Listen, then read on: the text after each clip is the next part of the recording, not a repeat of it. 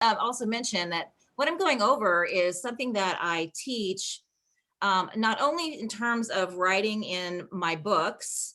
I do predominantly nonfiction, but also the formula. What I'm going to show you is something you can use really easily and effectively in short stories, chapters, a book, a program. You can use it for your speech on stage and all these kinds of things. So it's a really cool formula. It's really powerful, that you can use. And I'll talk a little bit as I go through this, why this story in particular, why making your message is so important to me. First and foremost, I want to quote Peter Guber, who's a chairman and CEO of Mandalay Entertainment. And he talks about something that I totally wholeheartedly believe in, which is stories give color and depth to otherwise bland material, and they allow people to connect with the message in a deeper and more meaningful way. And I totally agree with that. Stories are so important. And more importantly for me, because I'm all about personal stories, right? Making your message, is the power of using stories and our own personal story to move people, to affect change, to move people to maybe a call to action that you're looking for, to move people to make change in their lives and make an impact on the world. And what I found through my own publishing journey I'd say publishing journey as an author, but also as a publisher, and all these stories that I've published, it's been absolutely mind-blowing how much these personal stories of following what I'm going to teach you around truly making your message, and tying that into what you do to get clients, to get known, get booked, all this kind of stuff, right? Is how powerful it is to tap into that vulnerability in you, the part of you that struggled. And really what Your Shift Matters is about. It's not only my publishing company, but I also have a podcast about it. And it really is about taking notice and owning and being proud of your own rock bottom to rock star story, where you have overcome challenges, where you've had to really face tragedy and you've turned it into triumph, where you've had to go from surviving to thriving, where you've had to really face obstacles where you thought you weren't ever going to overcome them, and you rose strong and you've overcome them, and you can look back now and say, wow, I can't believe I've overcome that. Because so many people need stories like that, and golly, especially now, for sure now. So this is what this is all about. And we're going to talk about what I feel is really important, is that you really have something very special inside of you. You absolutely do. And if you use it in the right way, you can truly change the world. I truly believe one story at a time, you can change the world. One story, one reader, and one client at a time. And by leveraging your mess and being vulnerable with people and using that in service of inspiring others to say, hey, I've been there, done that, I've overcome that, you can too. There's so much power and there's so much juice in that, that you have the ability to truly affect change. And stories are a really very powerful tool that can be used to attract attention, increase desire. So if you're selling something, for instance, if you're making an offer, those kinds of things, if you're increasing desire, if you want to demand and attract attention in your marketplace, and really if you want to inspire and affect change. And to me, inspire means in spirit, and the ability to truly touch someone's soul at a very deep, meaningful level, so that people realize that they can no longer live the way they've been living. Right? When you're inspiring, it's in spirit, you're sharing something in such a deep way that people realize that, oh my God, I can't stand living this way. I've got to make a change. I want my life to be different. I want what she's having, as they say in that great movie, right? I want what she's having. So when I work with my business and my clients in the academy and in the publishing side, I find that there's one common denominator with these people and with all my clients, is that there is a little voice inside authors, speakers, entrepreneurs. We are a unique breed, I will say. And what I experience with everybody, the common denominator with all my clients seems to be that there is truly a gravitational pull to serve others and to do that in a real way. They're truly not self-serving. They are truly wanting to serve others. And they know in their hearts that they're meant to make a difference. You know, when you have this gravitational pull, this tug that you just can't seem to like ignore, right? They all have this gravitational pull to serve others and help people. And it's like they have this voice inside of them keeps telling them that they're destined for greatness, that they're meant to make a difference, and they're meant to leave a legacy by leaving the world truly a better place than when they found it. There's this pull, there's this something that's so undeniable. We get into this genre, we get into this area of speaking and publishing and writing and all these kinds of things because we know we're meant to affect change, and we know in our heart of hearts that that's our sole purpose, and we've been put on this earth to do that. But the problem is there's this what I call hag in the attic. The hag in the attic is constantly telling my clients that they're inadequate, that they're not good enough, that they're worthless, they're not smart enough, they're not important enough. It's these limiting beliefs that wind up sabotaging our ability to really put ourselves out there in a real way. And I will be the first to admit, I did it for a long time. I dabbled, I jumped off the corporate ladder, and I always use a story where I jumped off the corporate ladder and I landed in a quicksand with a straitjacket. I was so stuck, and but it was one of those things where, especially being an entrepreneur and putting yourself out there, it's in a real way, there's always this little piece of going, oh, nobody really cares. You don't matter. It's not that important. Why would anybody want to hear your story? Well, I can tell you from all the stories I've published, people are dying to hear your story. They are yearning to hear your story. They want to hear your story. They desperately want to know that they're not alone. They desperately want to know that somebody else out there who's faced the same challenges that they're currently facing gets them, that somebody out there understands them. And most importantly, that somebody out there overcame that obstacle and did it successfully. So you can extend that olive branch to them and say, hey, I did this. And I'm going to extend the olive branch and show you how I did it, because you can do it too. It's giving them hope, right? And so when people are sitting in this place where they're hanging on to their limiting beliefs, I'm stuck, I'm not good enough, all that kind of stuff, they wind up getting stuck, right? They have this pull, and yet at the same time, they hold themselves back because they have that other voice, right? That's saying they're not smart enough, they're not good enough, and all this kind of stuff. And because of that, they literally wind up freezing in inaction.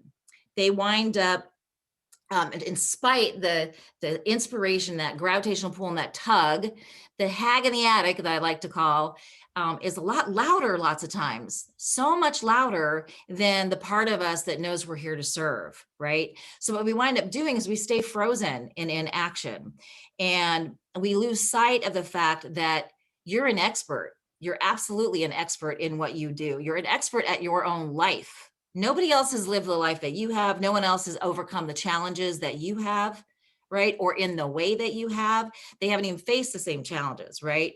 So they lose sight that they can make a difference, that you can change lives, through the power of your story. And the important thing is not the power of story, but the power of your story, how important your story is. And by truly making your message.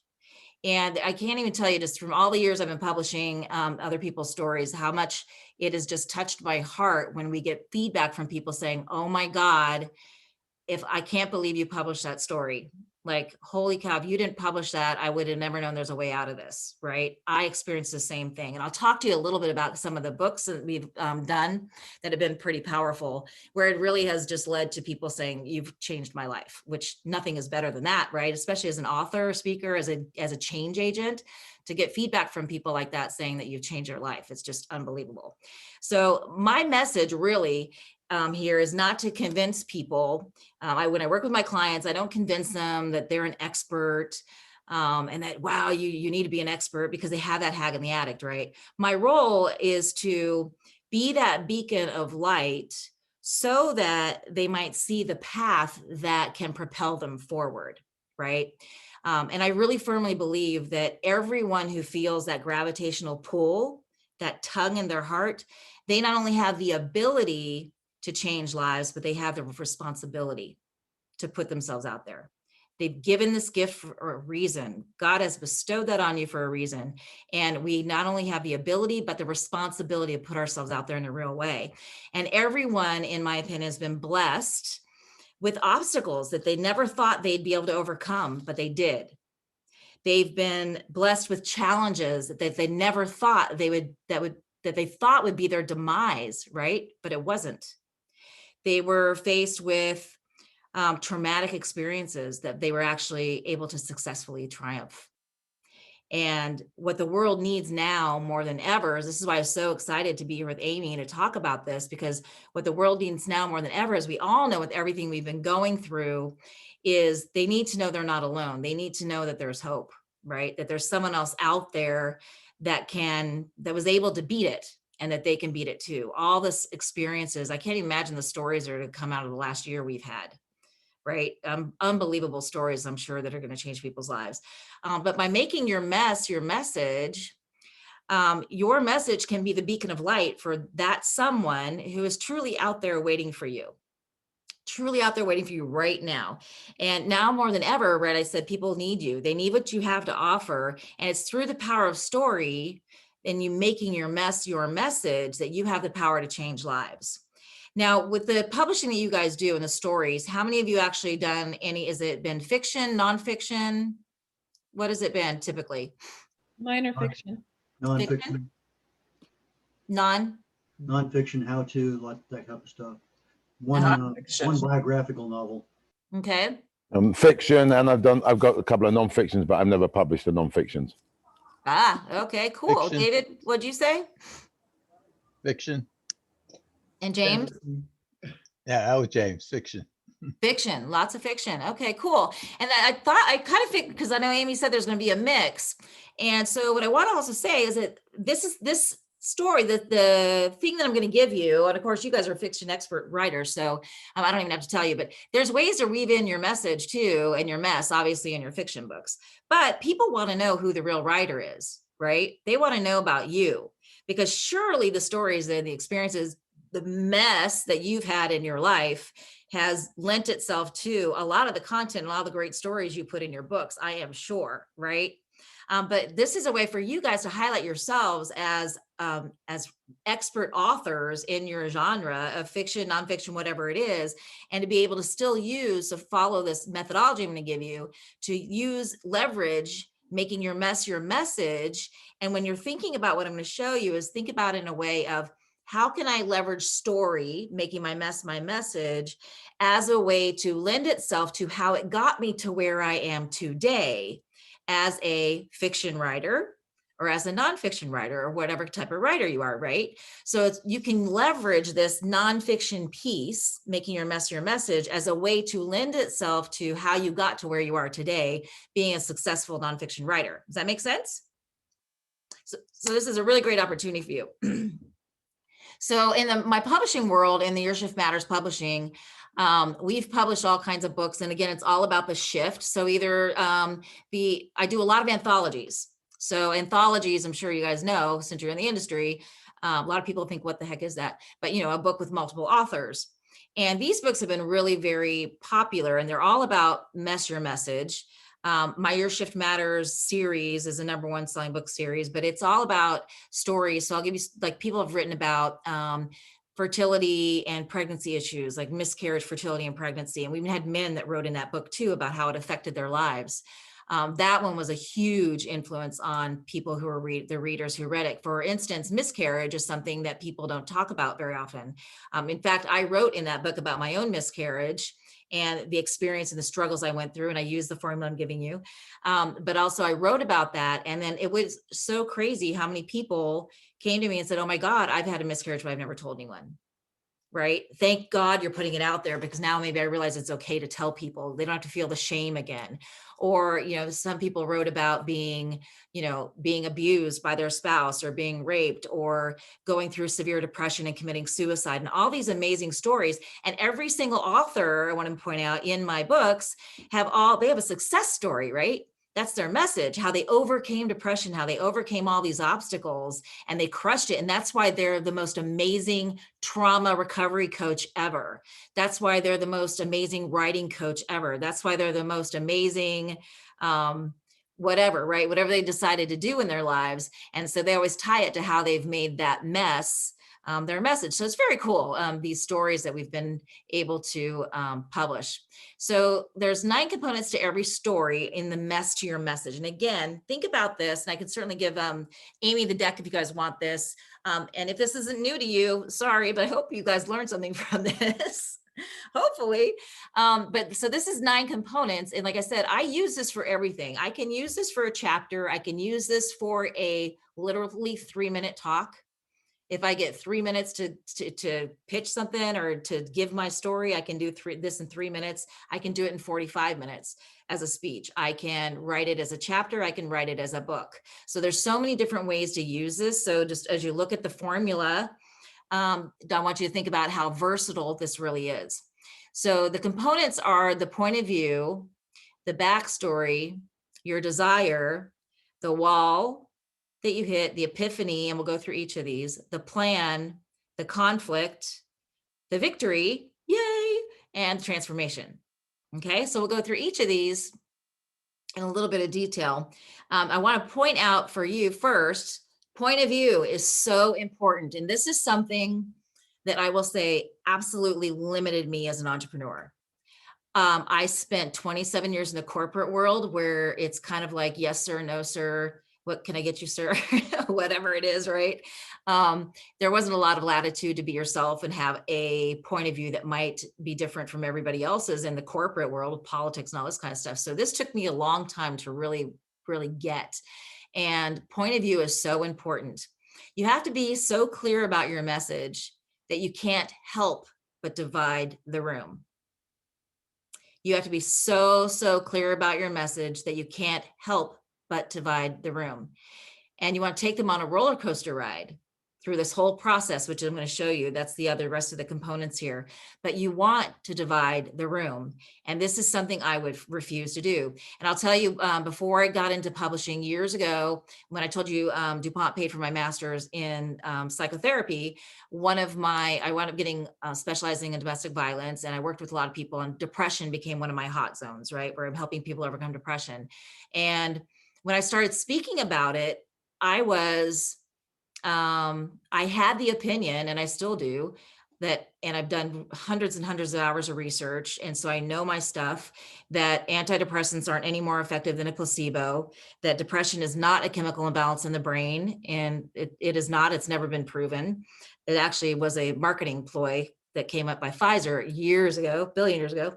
But all this stuff, right? So when I first was trying to put myself on stage being the one that could help people overcome depression, I was just like any other therapist. I was vanilla. And so it's like, oh, you can overcome depression. You can do it too, but don't take meds. I've got natural remedies for you. And I can heal you energetically kind of stuff. But I wasn't taking a stand at all. And when I worked with a coach, spent thousands of dollars working with a coach who helped me realize that I needed a point of view. I needed to be willing to divide the room. So, and in this case, maybe even this room, right? About what I know to be true for me based on all the research, and to be able to take a stand and say, I had serious depression, and I gave them my story about being depressed and how I ended up on the bathroom floor at 2:30 in the morning, begging God to bring me home. I was that depressed. And I'll show you as I go through this journey, how I came through my journey. And this is what I learned. I learned that, right? And through my own education, obviously with my master's and being a counselor, that my point of view that antidepressants do not work. In fact, they're toxic, and that you can heal, and that it's not a chemical imbalance in the brain.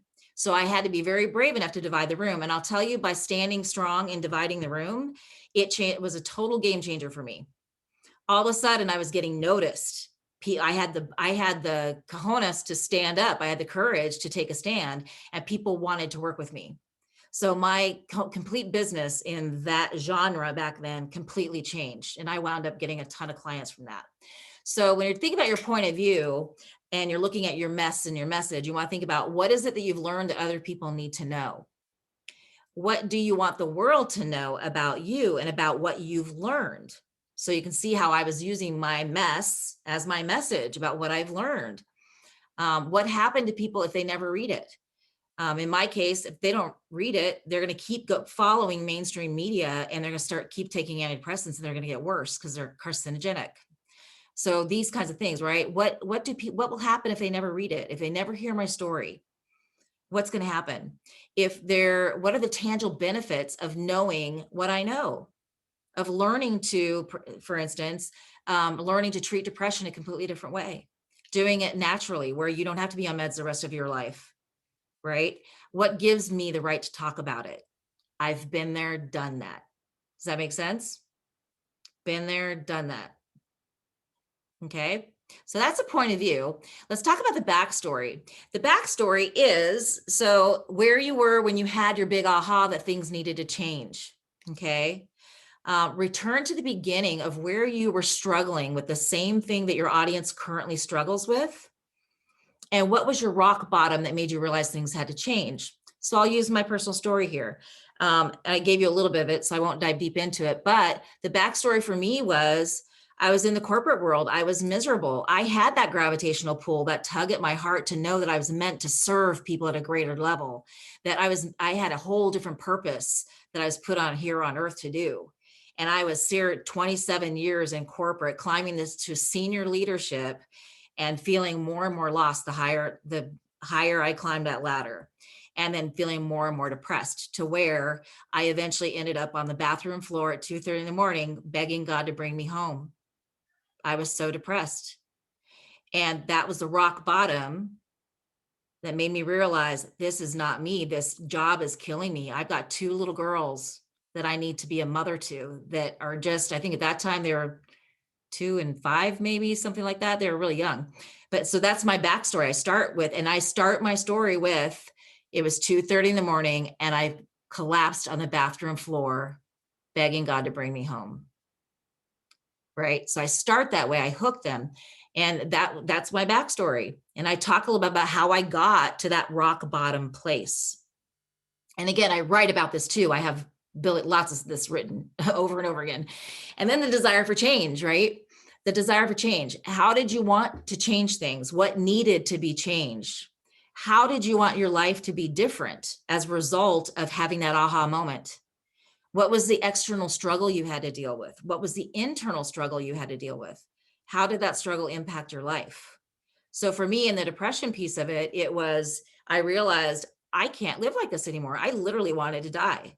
I wasn't going to commit suicide, but I certainly was like, I told God, literally begged him and said, I am ready whenever you are. Hey, like, come get me, right? Come get me.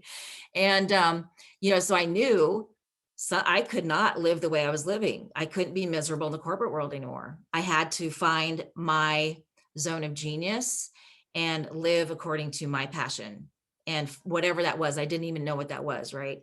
I wanted my life to be different so I could be a better mother. My external struggle was people perceived me, I mean, the ego for sure, earth guide only, people perceived me as this senior leader in a corporate environment, thinking, holy cow, she's got it all. And back, she's got the big corporate career, the 6 figures, the white picket fence, the boat, all this stuff. And they didn't realize how miserable I was. But the external struggle was, geez, what are people going to think of me? To say I'm depressed? Oh my God, people like me don't get depressed, right? I had to struggle with that. The internal struggle was admitting to myself that I've hit rock bottom and feeling there was no way out, because what you're told is you have to be on meds the rest of your life and all this kind of stuff. And it is a death sentence if you're depressed. Oh my gosh. Right. And so it impacted my life in a real way, where I wound up contracting and I wound up thinking, is my life over, and all this kind of stuff. Right. So there's my story. And then the wall. It's what traumatic experience do you have? What obstacles did you face? What tragedy have you dealt with? What did you try that didn't work? What obstacles got in your way of reaching your goal? So I'm telling this story about, wow, I just knew things had to change. I knew with all my heart of hearts that I had to figure this out. I had 2 little girls. I was still very young. I had a bright future ahead of me. And I knew that this wasn't me. This was not the end of me. I knew I had to change. So I did what everybody else did. I went to my family, my primary care, and I opened my mouth and said, I wasn't feeling very good. I was feeling depressed. And it took about 30 seconds for that primary care to whip out their prescription pad and subscribe the antidepressants to me and hand me the prescription. No questions asked, right? And so I tried the antidepressants. I was a good girl. I did exactly what I was told. They made me feel worse. They made me feel even more depressed. They made me want to commit suicide now. I didn't want to commit suicide before, but guess what? Now I got on antidepressants and it just made it worse. Now I really did want to kill myself. But I tried what everybody said that I should do. I tried what the doctors told me, what mainstream media says is the solution. The solution is antidepressant, is the holy grail. It's the magic pill. It's going to cure everything. But why isn't this working for me? What's wrong with me if this works for everybody else, right? So you can see where I'm going with that. Is this working? Okay. Hopefully I'm not depressing anybody. All right. So that's the wall, right? The wall is I tried all these things. I ate better. I exercised. I did the antidepressants like a girl. I did everything, right? And then it didn't work. And then an epiphany I had was I started doing research. I realized that all of my clients were depressed. They were still on antidepressants. They weren't getting any better. I thought it was me. Maybe I was a shitty therapist, right? Maybe it was me. So I'm sitting here going, well, they're not getting any better. They're not improving. And in fact, they feel worse. Well, how about all these other people who are taking antidepressants? I started to research. Then I started digging into books. And then I was fortunate because I'm a national board certified counselor, started digging into all the research, reading the case studies, reading the books, doing a bunch of research. And the epiphany was, aha, antidepressants have not even been proven to be effective. All of the clinical case studies that have been published have been jaded. They've been one-sided. Some of them weren't even statistically relevant. I just have all this stuff, right? So now I go through my story of this was the epiphany I had. I discovered a new opportunity. Wait a minute, the antidepressants are making me worse. So what I needed to do was I needed to find something different. So what happened that led you to the path that you needed to be on and make the shift? What solution did you find that looked promising? My solution in this epiphany bridge was, aha, like, okay, antidepressants are it, but wait, no, they're not. Then I had to put a plan together, right? The plan was, okay, I'm going to follow the plan. I'm going to do what I'm told.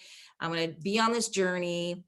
So this plan is, what was the plan to reach your goals? What are the steps you took? What was it like on this new journey trying to solve your problem? And what varied attempts did you make to solve the problem, solve your mess, in my mess being horribly depressed, right? So that's a plan. And then the conflict was more of that, right? Was realizing I was feeling worse. I wasn't feeling good. And I was just, ugh. So in the conflict, it's like you tried all these different things to solve your problem and you kept bumping up against obstacles that weren't working. Then you have this epiphany, okay, something needs to change. So I'm going to go that direction. Then the conflict is, okay, I've tried this and I'm hitting obstacles. It's not working. Now I've got to do something different. So what compelled me to take a leap of faith, I scrapped it. I did exactly the opposite of what they told me to do. They said, don't get off the meds cold turkey. I got off the meds cold turkey. And I said, I'm going to overcome this differently. I'm going to do this naturally through other ways, through energy healing, through meditation, through diet and exercise and all these things. And so here it's like, what compelled you to take a leap of faith into the dark? Which, as you can imagine, being depressed, that's exactly what I was doing, going, holy cow, I hope this works. Taking a leap of faith in the dark in order to find the light. I had to find the solution that was right for me and it's the solution that allowed me to make my mess my message, right? So that's what compelled me, was saying, all right, this is making me worse. I need to take a leap of faith and do something differently. And this is where you get to the point of no return, right? It's where you go, okay, I can either get off the meds. It's like, okay, I'll describe this here. It's where you get to the point of no return because you can easily walk away and go back to life as usual, business as usual. But you must decide to either go back to your old life or to find the courage to keep moving forward. So that's the context of the conflict of the story, is deciding either go back. You are at the fork in the road. You can either go back to the way it was and say, forget the antidepressants. I'm just going to live with being depressed. Or you can say, nope, my life still needs to be different and I'm committed to making it different. And I'm going to find the courage to keep moving forward and find a better solution. Okay. And this is in this conflict stage of your story is when the energy shifts from a should to a must. No matter how hard it may be, I must figure this out because I know I cannot go back to that. Right? So that's the big part of that conflict. And then following the conflict, when you've made that move, that shift, and you've gone through the dark and into the light that was actually not that far off, you have this victory in the transformation. And this is where you say, what was the end result of overcoming your obstacles and moving past your fear of pushing through that dark and finding the light?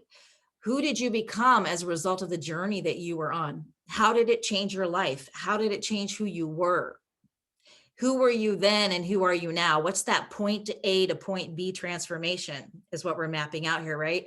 And then what did it feel like to experience the death of your original identity? The death of, for me, this depressed woman who wanted to give up and leave her kids and didn't care, was saying, please God, take me, right? What did it feel like to experience the death of that woman who I've never seen again? And the rebirth of the new me who overcame it and has never been depressed since. That's the victory and that's the transformation piece of it. So that's the flow. Okay, does that make sense? So here's I'll give you a little summary again. Let's see, where did I have it? Okay, there we go. So there's the 9 components. So now I should probably put that slide out there again, but that's okay. So point of view, the backstory, what got me to having that breakdown on the bathroom floor, right? Your desire, why things needed to change, the wall, the epiphany, aha, the plan, the conflict of, now the epiphany is, oh, there's a solution. I can take antidepressants and feel better. The plan is, okay, I'm going to take depressants. I'm going to do this. I'm going to do that. I'm going to do all these great things, follow what the doctors are telling me. The conflict is, oh crap, it didn't work. There's got to be a better way because this is not the solution for me. Finding the better way, and then the victory and the transformation. Okay, so those are the 9 steps. So hopefully now you see it listed, and as I walk you through it, you understand that a little bit better. And that's really what this is. It's really the power of story and the ability to truly make your mess your message. And when you do this, and I know all of you I totally bow to you guys who are fiction writers, because I couldn't even write a short story fiction if I wanted to. It just takes so much talent and skill. I love it. But making your message is really truly a way to inspire others, to change lives, to make a difference, and to leave a legacy. That's the other thing I love about my books and my authors is that, and as you guys know, the legacy that you leave by publishing your stories in print and having that, way outlast you, they'll be around forever, which is the absolute coolest thing that you could ever ask for, is having that legacy. So hopefully all of that makes sense. Was that helpful? That was helpful for me, but I haven't written a book, but I probably should at some point write a book. I probably should at some point. We're going to get a book out of you, Amy. I know, I'm all determined that I'm going to write a book. My mother's the one that needs to write a book. She's got tons of books in our childhood, I can tell you.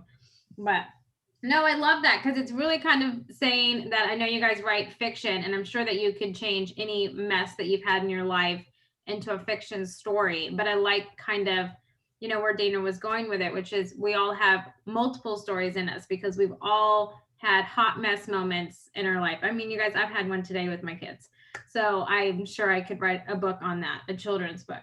So it's finding inspiration within and kind of getting you writing and things like that. And like Dana said, she does have an anthology going on currently. Dana, do you want to tell us about it that you have going on? Yeah, I'm filling my next anthology. So if you all are interested, you can go to Dana Zarcone. I'll actually put it in the chat, danazarcone.com/anthology. Or Amy, if you want to put that in there. Yeah. And it is it's a #1 book series that's been going on for years. Every single author has become a #1 international bestselling author. And it's all Your Shift Matters. So no surprise there, right? It's all about the shift, about the shift that you make in your life, and really people highlighting their rock bottom to rock star story following the process that I just gave you. And it really honestly has been so not only is it cool because and here's the thing that's so powerful about these books is that it not only transforms the readers, because you do get people who go, oh my God, I can't believe you experienced that. And how brave of you to write about it. And you changed my life. You've inspired me so much. To get that kind of feedback from the readers, I'm sure you guys know when you get readers saying, oh, wow, that was amazing. It's a great feeling, right? But one of the things that's been so powerful about these books is that it's also the authors themselves who have said, holy crap, I'm so glad I stepped up to write in this book because it has changed my life, because they've really it's helped them kind of tie up loose ends on things and reconnect with how strong they are and how all the greatness that they've overcome. It's just been so transformational, even for the authors themselves. So it's just such an amazing journey. So I am starting to film my next anthology for the first of this year. So if you're interested, chapters are open. Obviously, once the book is filled, it's filled, and the opportunity will be closed. But yeah, if you're interested, you can go check out the information on the page on the link that Amy gave you, and or I'll put it in here, Amy. Yeah, it's like I'm working on finding it. Oh, I got it. Dana, I have a question. Oh, okay. Oh no, that's the anthology. That was really impressive, and I was very curious to hear about the issues with miscarriage and with antidepressants, just because I know a little bit about drugs and fertility. But it's what drugs what antidepressants were you taking, out of curiosity? At the time when I took them, they had me on Zoloft. Right, Zoloft. Right. Yeah, and obviously, there's a whole bunch of them out there now. Yeah. No, and the other thing I was going to say is, did you work for 27 years solidly at DuPont? I did. That's And impressive. Working 27 years with the devil is a long time. Yeah. Actually, it's interesting because I'll tell people, I honestly love DuPont. Especially when we look at the world that we're in right now. It's mind-blowing to look back at how what a great company it was. They were really awesome to work with. They had a program called the Matter of Respect. From the very beginning, I started with them in 1988. They had a Matter of Respect program. I mean, everybody had to take a respectful work environment class all the way back then. I mean, they were very future forward when it came to promoting women and all that kind of stuff. It just, and beautiful company. I just did not thrive in the corporate environment, the politics and I need to be me, right? But I know a little bit about DuPont. I won't say it here. It's a story I would probably take offline with you, but I'd be very interested to contribute to your anthology, if you wouldn't mind. I would love that. Absolutely love that. Yeah. Go to that page and you can click the button and we can get on a call. Okay. That'd be fantastic. Yeah, I'd love to have you. It's just a fun project. Could you talk more about the anthology, please? I'm not sure I really understand. Does it have a certain topic, or is it just a whole bunch of different, this is my journey for overcoming this mess? Once we get the authors together, what I find is that the universe works in very mysterious ways. People end up in the book and it always ends up where there's a common theme. And lots of times we pick it. So my last book was Silent Grief, Healing and Hope. And that was all about the infertility, miscarriage, and child loss. And then I've done books that have been more general with the overarching theme of surviving to thriving, resistance to resilience, tragedy to triumph. And we vote on that ourselves based on what everyone feels their story is. And then every person gets a chapter in the book, and how long that chapter is depends on how many authors we have in the book.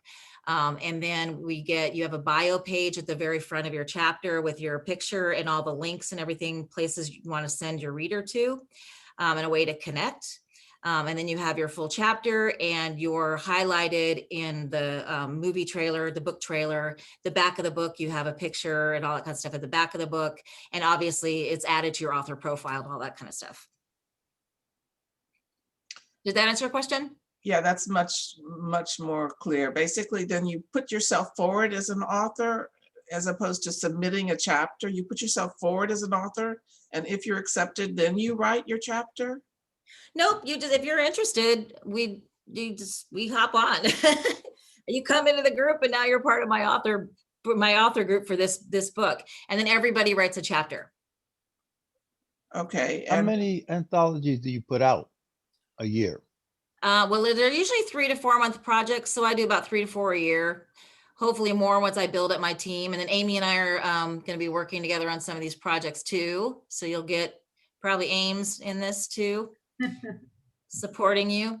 So yeah, but they're really great projects, and I don't publish just through Amazon. I use a large publisher, a large printer, so my books go across the globe. So that's why my authors have become #1 best-selling authors in the world, internationally, because we've had books that have hit #1 in all 3 categories in Amazon here in the US, but then we've also hit #1 in like Norway and Iceland and different areas. So it's been really cool. so can you talk about the rights in conjunction with the anthology? You have rights to your chapter, just not rights to the other contents of the book. Mm-hmm.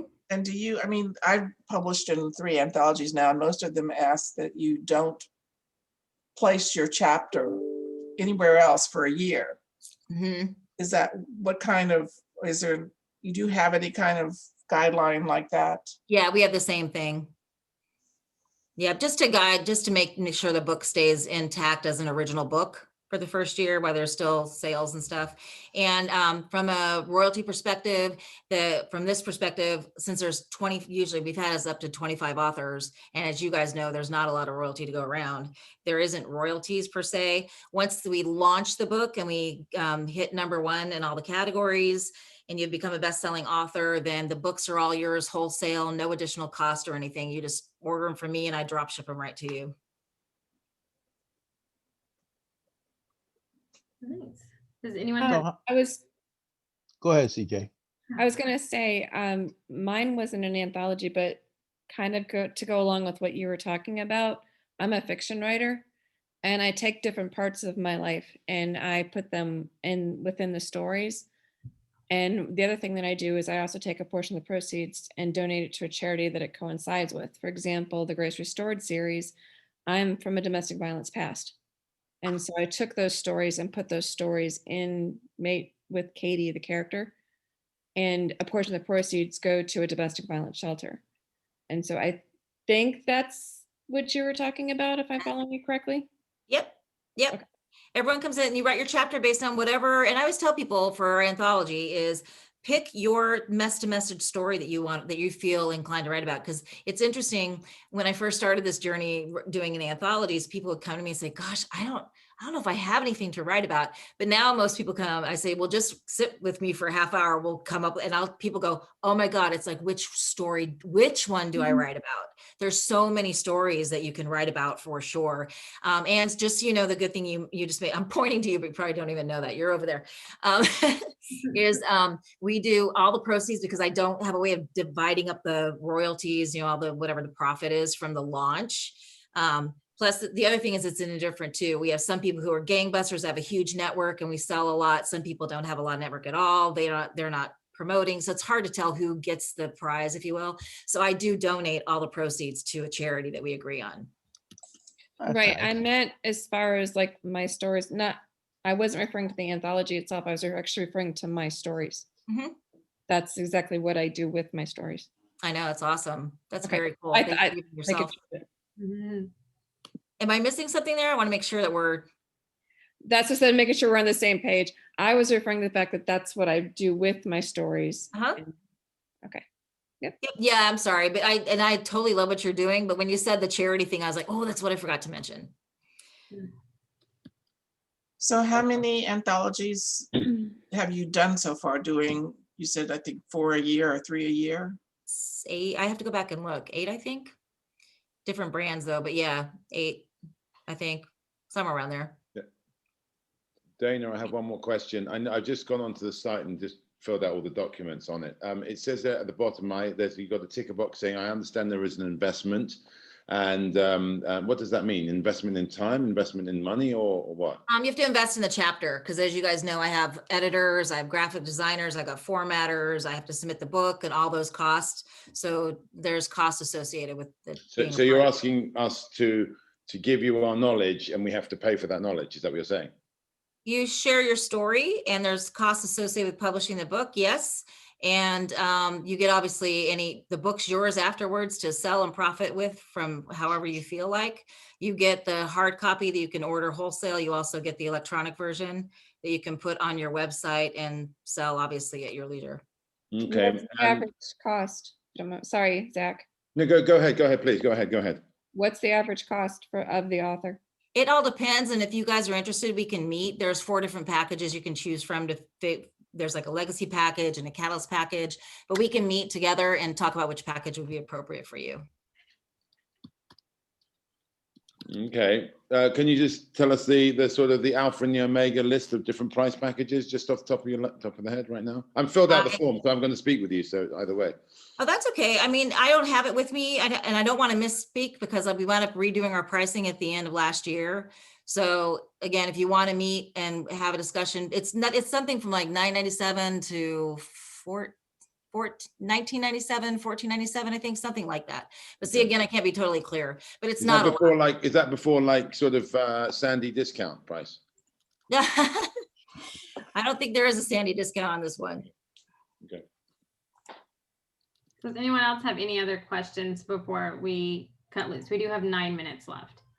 So ask your questions if you have questions about the plan or more questions about the anthology or just Dana as a publisher. Get all your questions answered now before we call it in. No? Are we good? Everyone good? Yep. Yeah, I was like, okay, we're just hearing crickets. So, all right. All right. Yeah, Dana, thank you so much for coming and You're welcome. everybody. Yeah. Thanks for having me. I have one more question. Sorry, one more question. Sorry. So you've done 8 anthologies, and you've been. Do you have when we have the meeting? I've just filled out the form, so I'll chat with you. You know, obviously offline. But do you have like the facts and figures of how many sales you've done, the return on investment, all that sort of stuff?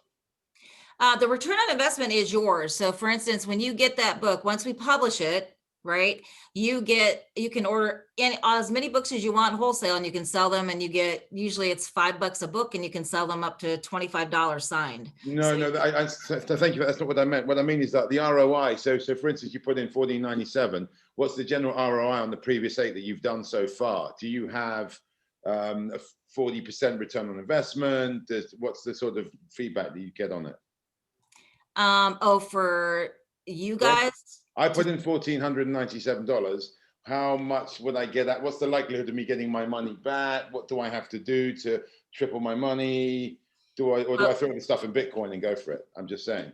Oh, no. So if you do the math, if you do 1,400 or whatever the price is, multiply that, divide that by 4, that'd be your cost for the copies of the book, and then whatever price you want to pay. So you I don't know how you would be selling the books, whether you'd be doing it at, at local bookstores or what your distribution plan would be. So I can't answer that really.